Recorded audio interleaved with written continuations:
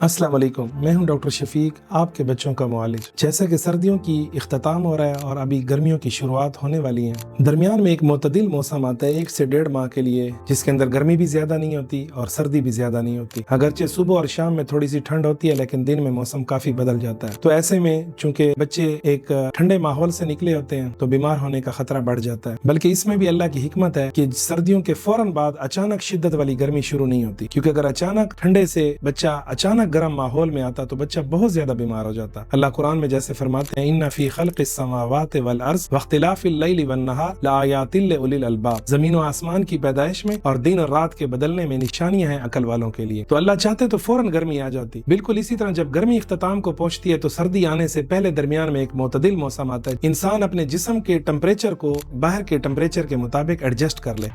چھوٹے بچوں کے جسم کے ٹمپریچر ریگولیٹ کرنے کا نظام خاص طور پہ بہت چھوٹے بچوں میں مکمل طور پہ ڈیولپ نہیں ہوتا، اس لیے جب یہ ٹھنڈے ماحول سے گرم ماحول میں آتے ہیں تو یہ بچے بیمار ہو جاتے ہیں۔ تو اس معتدل موسم کے اندر کون سی ایسی احتیاطیں ہیں جن کو کرنے سے ہمارے بچے اس موسم کے اندر بیمار نہیں ہوں گے؟ اس میں سب سے پہلے چیز یہ ہے کہ آپ نے بچوں کے کپڑوں کا انتخاب کیسا کرنا ہے۔ آپ نے بچوں کو ڈھیلے کپڑوں میں رکھنا ہے۔ صبح اور شام میں چونکہ ہلکی سی سردی ہوتی ہے تو پہلی لیئر کاٹن کی اور دوسری لیئر وول کی پہنائیں، لیکن دن کے وقت آپ بچے کو کم سے کم کپڑوں میں رکھیں، اور خاص طور پہ جب بچے کو بہت زیادہ پسینہ آئے تو اس کے کپڑے تبدیل کر دیں، کیونکہ اس سے پھر پیپ والے دانے بن جانے کا خطرہ ہوتا ہے۔ دوسرا اس میں اہم چیز یہ ہے کہ جب موسم بدلتا ہے تو بچوں میں نزلے زکام بڑھ جاتے ہیں۔ وہ مریض جو ناک کی الرجی کے ہیں اور جو سانس کی الرجی کے ہیں، ان کی ناک کی الرجی اور سانس کی الرجی بڑھ جاتی ہے۔ لہٰذا اس موسم میں آپ نے بچوں کو ڈسٹ سے بچانا ہے، گردہ مٹی سے بچانا ہے، اور بچے جو انہیلر استعمال کرتے ہیں اور دمے کے پہلے سے تشخیص شدہ کیس ہیں تو وہ اپنے انہیلر ریگولرلی استعمال کریں۔ تیسرا اہم چیز یہ ہے کہ آپ نے اس موسم میں اپنے بچوں کو مچھروں سے بچانا ہے، کیونکہ مچھر بالآخر ملیریا کا پیش خیمہ بنتے ہیں، تو اس لیے آپ نے بچوں میں جو ہے نیٹس کا استعمال کرنا ہے، اور جو بچے 2 ماہ سے اوپر ہیں ان میں ریپیلنٹ جیسے کہ موسبل اور مورٹین کا استعمال کرنا ہے، اس سے ہمارے بچے مچھر اور ملیریا دونوں سے بچے رہیں گے۔ چوتھا، آپ نے بچے کو اس موسم میں چونکہ ڈائریا بچوں میں بڑھ جاتا ہے تو اپنے بچے کا ہائیڈریشن سٹیٹس اچھا رکھنا ہے، بچے کو پینے والی چیزیں زیادہ دینی ہے تاکہ بچے کے اندر پانی کی کمی کی علامات نہ آئے۔ پانچویں چیز یہ ہے کہ آپ نے بچے کی ڈائٹ اچھی رکھنی ہے، آپ نے بچے کو فروٹس دینے ہیں اور اس کے علاوہ سبزیاں دینی ہیں، میٹس دینے ہیں، اور بچے کو جنک فوڈ سے بچانا ہے تاکہ بچے کی امیونٹی جتنی اچھی بہتر ہوگی وہ بدلے ہوئے حالات کا بڑی بہتری کے ساتھ مقابلہ کر سکے گا۔ چھٹی اہم چیز یہ ہے کہ آپ نے بچے کی سکن کو جو ہے اس کے اوپر کوئی نہ کوئی موئسچرائزر کا استعمال کرنا ہے، بچے کو نہلانا زیادہ ہے، اور جب بھی بچے کو پسینہ آئے تو آپ نے بچے کو جو ہے وہ فوراً اس کے کپڑے تبدیل کرنے ہیں تاکہ اس کو پیپ والے دانے نہ بنے، کیونکہ ایسے موسم کے اندر بچوں میں ملاشی دانے، موسمی دانے بڑھ جاتے ہیں جن کو امپیٹائگو بھی کہتے ہیں۔ اس لیے ہم نے بچے کی صفائی ستھرائی بہت اچھی رکھنی ہے، اور سب سے اہم چیز 7ویں نمبر پہ کہ آپ نے بچوں کے ساتھ کلوز کنٹیکٹ نہیں کرنا، خاص طور پہ گھر کے اندر بڑے افراد جن کو نزلہ زکام ہے تو وہ بچوں کو زیادہ چومنے سے، پیار کرنے سے پرہیز کریں، اور بچوں کو جو ہے کراؤڈڈ پلیسز میں نہ لے کے جائیں، بچوں کو جو ہے آئسولیٹڈ رکھیں تاکہ بچے کم سے کم انفیکٹڈ ہوں۔ امید ہے ان 7 احتیاطی تدابیروں کے ساتھ اس بدلتے ہوئے موسم میں ہم